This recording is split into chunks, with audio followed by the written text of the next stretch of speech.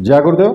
और दोस्तों, हमारे चैनल सिद्ध सावर मंत्र में आपका एक बार फिर से हार्दिक स्वागत है। और देखिए, ये जो आज मैं आपके लिए सावर मंत्र बताने वाला हूं, ये भूत विनाशक सावर मंत्र है और काफी ज्यादा पावरफुल है और साधना भी आसान है। कोई ज्यादा विधि विधान की भी आवश्यकता नहीं है। देखिए, अगर किसी व्यक्ति के ऊपर भूत प्रेत लग जाता है तो वो व्यक्ति बहुत ज़्यादा परेशान होता है। जब वो उसके शरीर में प्रवेश कर जाता है तो उस व्यक्ति की चेतना लुप्त हो जाती है और एक विकृत सी स्थिति उसकी बन जाती है। एक प्रकार से वो जो काम करता है वो व्यवहारिक काम नहीं करता, अजीब अजीब तरह का वो व्यवहार करने लगता है। कभी कभी ऐसे व्यक्ति का अवचेतन मन जो है वो भी जागृत हो जाता है, क्योंकि मैंने आपको पहले भी बताया था, चेतन मन और अवचेतन दोनों का मैंने आपको बताया था।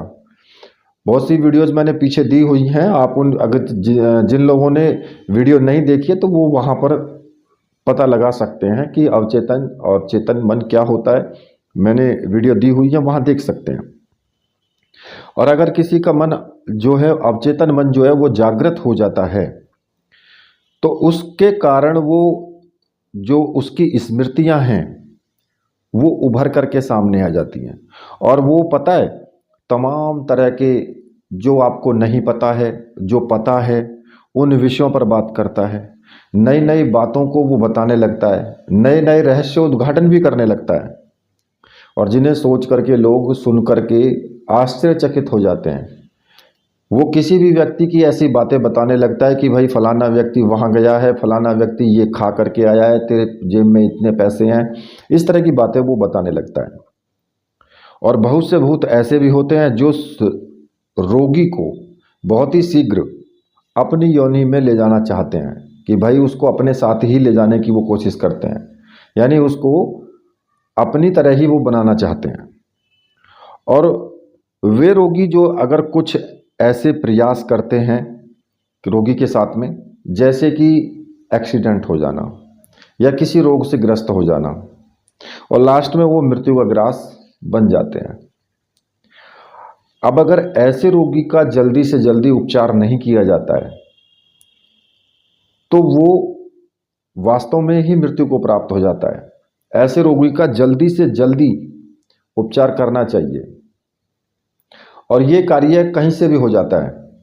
जैसे कि मान लिया कि आप कहीं रास्ते में जा रहे हैं या कुछ खा पी करके ऐसा निकल जाते हैं और ऐसी समस्याएं या ऐसे भूत प्रेत उनके ऊपर अपना प्रभाव जमा लेते हैं। कई बार अचानक से हो जाता है। कोई ज़रूरी नहीं है कि भाई किसी व्यक्ति ने आपके पीछे छोड़ा हो तभी मतलब वो होगा, ऐसा कोई ज़रूरी नहीं है। तो देखिए, मैं जो ये आज आपको मंत्र बताऊंगा, ये मंत्र वास्तव में बहुत ही ज़्यादा तेजस्वी मंत्र है। और इस मंत्र जो मंत्र है ये साबर मंत्र है और इस मंत्र की साधना भी बहुत आसान है। तो देखिए, इसको आप किसी भी रविवार से आप साधना शुरू कर सकते हैं इसकी।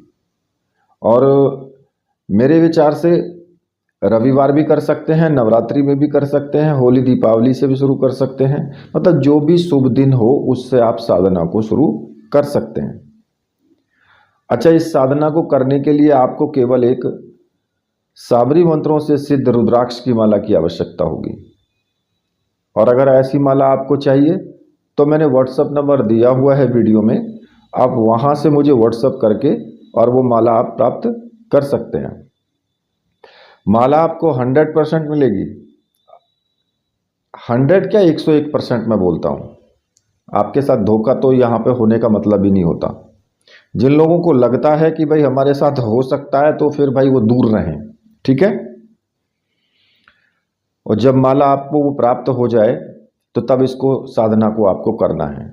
और देखिए, उस माला से आप कोई भी साबर मंत्र सिद्ध कर सकते हैं। गुरु मंत्र का भी जाप कर सकते हैं, गायत्री मंत्र का भी जाप कर सकते हैं और भगवान शिव के मंत्रों का भी जाप कर सकते हैं। उस माला को कहीं भी आपको विसर्जित नहीं करना है, अपने पास ही रखना है। अगर माला कभी टूट भी जाए, उसका धागा टूट जाए, तो दूसरे धागे में डलवा करके मोतियों को, और उसको फिर दोबारा से आप अपने प्रयोग में ला सकते हैं। अब देखिए, ये साधना आपको रविवार से शुरू करनी है और किसी भी टाइम आप साधना शुरू कर सकते हो। ऐसा कोई ज़रूरी नहीं है कि भाई मंगलवार करें या फिर सुबह करें, शाम करें, कब करें, ऐसा कुछ नहीं है। कभी भी साधना शुरू कर सकते हो। लेकिन जिस दिन पहले दिन साधना शुरू करो तो भाई थोड़ा सा ये है कि उस दिन अगले दिन करो तो उसी टाइम पर करो साधना, तो इससे अच्छा रहता है। अब आपको इस साधना को करने के लिए कुछ और जो सामग्रियों की आवश्यकता होगी, जैसे कि एक तेल का दीपक। इसमें आपको सरसों के तेल का दीपक जलाना है, और तिल के तेल का दीपक भी आप जला सकते हैं, लेकिन सरसों के तेल का जलाओगे तो सही रहेगा, क्योंकि ये भैरव मंत्र है। ठीक है। अब एक अगरबत्ती, धूप बत्ती जो भी आपके पास है वो भी आप रख लें। थोड़ा सा लोबान पहले से ही ला करके रखें। ठीक है। लोबान जो होता है बाजार में मिल जाता है। आसन लाल रंग का हो, दक्षिण दिशा की तरफ मुख करके आपको ये साधना करनी है। बाकी आप कपड़े धारण करें तो आप लाल रंग के भी धारण कर सकते हैं, या फिर जो आपके पास हैं कपड़े वही धारण करें, लेकिन साफ और स्वच्छ हों, बस इतना ध्यान रखना।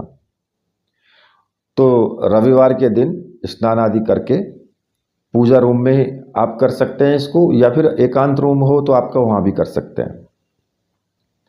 सामने चौकी लगा लें, दक्षिण दिशा की तरफ आपका मुख होना चाहिए, और अपने ही सामने भगवान शिव का चित्र और अपने गुरु का चित्र।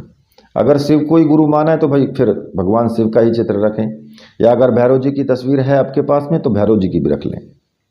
या पूजा घर में कर रहे हो तो सभी देवी देवताओं की तस्वीरें वहाँ तो कर होती ही हैं, तो वहाँ पर कर रहे हो तो भाई सभी को नमस्कार जरूर करें। ठीक है। तो चौकी पर तेल का दीपक लगा दें, अगरबत्ती धूप बत्ती जो भी आपके पास है वो लगा दें।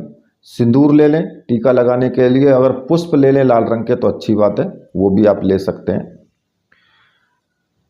तो अब आपको सबसे पहले अपने गुरु का पूजन करना है, और गुरु आपके जो भी हों उन्हीं का फोटो होना चाहिए, उन्हीं का पूजन करना है, और उन्हीं का दिया हुआ मंत्र जाप आपको करना है। सबसे पहले गुरुदेव को टीका लगाएंगे, पुष्प चढ़ाएंगे और धूप दीप दिखाएंगे, और साथ ही गुरुदेव से प्रार्थना करेंगे कि गुरुदेव मैं ये भूत रोग विनाशक मंत्र जो है रक्षा साबर मंत्र मैं ये सिद्ध करने जा रहा हूँ, और इसमें मुझे पूर्ण सफलता मिले। आप मुझे आशीर्वाद दीजिए और आज्ञा प्रदान कीजिए। और अपने गुरु मंत्र का एक माला का जाप आपको कर लेना है। अब देखिए, आपने चाहे जिसको भी गुरु माना है और जो मंत्र आपको दिया गया है उसी मंत्र का आपको जाप करना है। अगर आपने भगवान शिव को गुरु माना है तो ओम नमः शिवाय आप इस मंत्र का जाप करेंगे। और अगर जो भी आपका गुरु मंत्र है, जो पहले आपने किसी को गुरु माना है और उन्होंने आपको गुरु मंत्र दिया है, चाहे वो कोई भी हो, तो आपको उसी गुरु मंत्र का जाप करना है। एक माला कर ले, दो माला कर ले, वो तो आपकी इच्छा के ऊपर डिपेंड करता है कि भाई कितनी माला मंत्र आपको जाप करना है, तो उसी हिसाब से आप कर लें उसको। उसके बाद में फिर मैंने आपको बताया था कि अगर आप साबर मंत्र सिद्ध करते हैं तो सबसे पहले आपको सर्वार्थ साधक साबर मंत्र का जाप कर लेना चाहिए। कम से कम 21 बार तो जरूर करना चाहिए, क्योंकि उससे क्या होता है कि एक तो आपका साबर मंत्र सरलता से सिद्ध हो जाता है, दूसरा कोई उसमें विघ्न नहीं आता। ठीक है। अब वो साबर मंत्र मैं आपको बता देता हूं। गुरु सठ गुरु है वीर, गुरु साहब सुमरो बड़ी भात, सिंगी टोरों वन कहो मन्नाव करतार, सकल गुरुन का हर बजे गट्टा पकड़ उठ जाग, चेत संभार श्री परमहंस। इस मंत्र का आपको 21 बार जाप जरूर करना है, क्योंकि अगर आप इसका जाप कर लेंगे तो आपके सामने कोई विघ्न नहीं आएगा और साथ ही मंत्र भी सरलता से सिद्ध होता है।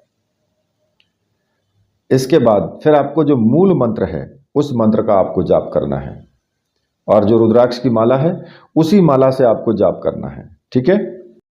अब देखिए, जो मंत्र आपको जपना है वो मैं आपको बता रहा हूँ।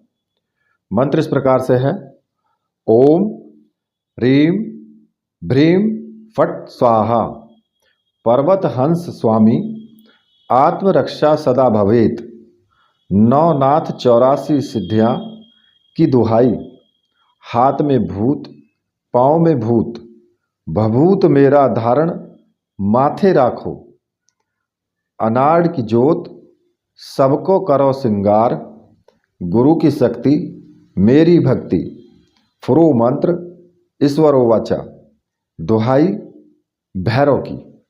इस मंत्र का आपको जाप करना है। और देखिए, एक माला आपको प्रतिदिन जाप करना है और 11 दिन तक आपको साधना करनी है। ये ठीक उसी प्रकार से साधना करें जिस प्रकार से आपने अभी तक की है। जो मैंने आपको बताया है उसी प्रकार से आपको प्रतिदिन करनी है। ठीक है, एक माला का जाप कर लें।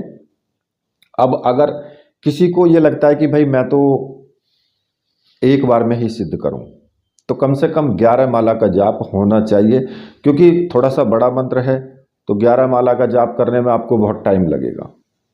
इसलिए अगर एक माला कर लोगे डेली तो उसमें आसानी रहेगी, आपको मंत्र भी सरलता से सिद्ध हो जाएगा, ध्यान भी लगेगा और आपके पैर वगैरह भी नहीं दुखेंगे।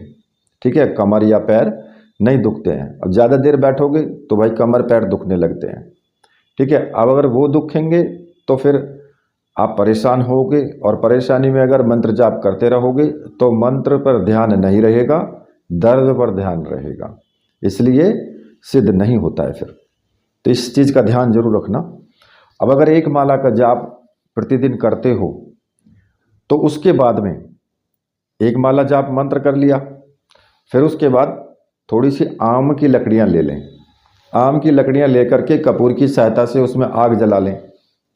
और लोबान मैंने बताया था, पहले ही मैंने बताया कि ला करके रखें। लोबान थोड़ी सी रख लें पास में ही, और एक बार इस मंत्र को बोलें और थोड़ी सी लोबान उठा करके अग्नि में छोड़ दें। या ऐसा भी कर सकते हो कि कंडे भी ले सकते हो, जो पशुओं के उसके कंडे होते हैं वो भी आप ले सकते हो। उनको सिलगा करके आग बना लें, अंगार बना लें, और उस पर आप इसका कम से कम, ज़्यादा भी नहीं तो 11 आहुतियाँ आपको प्रतिदिन देनी है। आग होनी चाहिए और एक बार मंत्र पढ़ें और थोड़ी सी लोबान उस पर छोड़ दें। और देखिए, मंत्र पढ़ने के बाद लास्ट में आपको स्वाहा शब्द का प्रयोग नहीं करना है, क्योंकि साबर मंत्रों में स्वाहा शब्द नहीं लगता है। इस बात का ध्यान रखें। ऐसा प्रतिदिन आप 11 दिन करें, आपका मंत्र सिद्ध हो जाएगा। और अगर जैसे ग्रहण काल आता है, ग्रहण वगैरह पड़ते हैं ना, जैसे सूर्य ग्रहण हो गया, चंद्र ग्रहण हो गया, तो उसमें भी इस मंत्र को आप लगातार जपें, जिससे कि मंत्र में और भी ज़्यादा पावर आपकी आ जाए। क्योंकि अगर ज़्यादा पावर होगी तो ज़्यादा तीव्रता के साथ काम करता है। ठीक है, इस प्रकार से ये मंत्र सिद्ध हो जाएगा आपका। फिर आप इसका प्रयोग कर सकते हैं। अब इसका प्रयोग आपको कैसे करना है? देखिए, रोगी को आप लिटा दें या आप उसको बैठा दें, स्थिर अवस्था में बैठाएं उसको पहले। ठीक है, और किसी भी बर्तन में, तसला हो या आपका कोई भी मिट्टी का बर्तन हो, कुछ भी हो, या नीचे ही ज़मीन पर आम की लकड़ियां जला लें और उसके जो अंगारे हैं उसमें लोबान की आहुति देते हुए 5 या 7 बार मंत्र आप जाप करें और लोबान की आहुति देते रहें। इस बार हर बार जो मंत्र की समाप्ति पर आग में आपको लोबान डालना ही डालना है। उसके पश्चात उसी हवन की भस्म जो है रोगी के माथे पर और उसके छाती पर, पूरे शरीर पर उसके लगा दें। और देखिए, इस भस्म को लगाते हुए भी मंत्र पढ़ते रहें और वो धुआं जो है वो रोगी को लगना चाहिए। यदि ऐसा आप करते हैं तो भूत अपने आप छोड़ करके वहाँ से भाग जाएगा। अगर भूत या प्रेत शक्तिशाली है, अगर वो तब भी नहीं जा रहा है, तो फिर आप एक काम करें, अनार की कलम से, अनार की जो लकड़ी होती है उसकी कलम बना लें और लाल चंदन से भोजपत्र के ऊपर इस मंत्र को आपको लिखना है।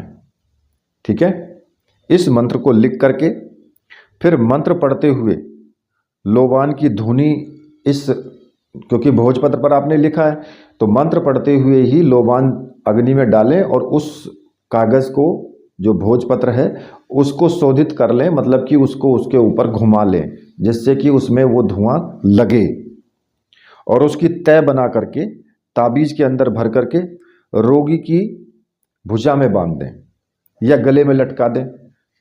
ठीक है। अगर दिक्कत आती है कि भाई हम बाजू में नहीं बांध सकते तो उसके गले में उसको पहना दें, इससे उसको अवश्य ही लाभ होगा और वो प्रेत जो है वो छोड़ करके चला जाएगा, उसके शरीर को वो टच नहीं कर पाएगा। जब उसके शरीर को टच नहीं कर पाएगा तो लास्ट में वो छोड़ करके चला ही जाएगा। ठीक है। तो ये जो मंत्र है ये बहुत ही काम का है, इसलिए आपको इसका उपयोग करना चाहिए। हमेशा आप दूसरों की भलाई करें, और जब आप भलाई करते हैं किसी की भी करो तो परमात्मा जो है, ईश्वर आपकी भलाई करता है। ठीक है। तो इसी के साथ अब मैं वीडियो को यहीं पर समाप्त करता हूँ।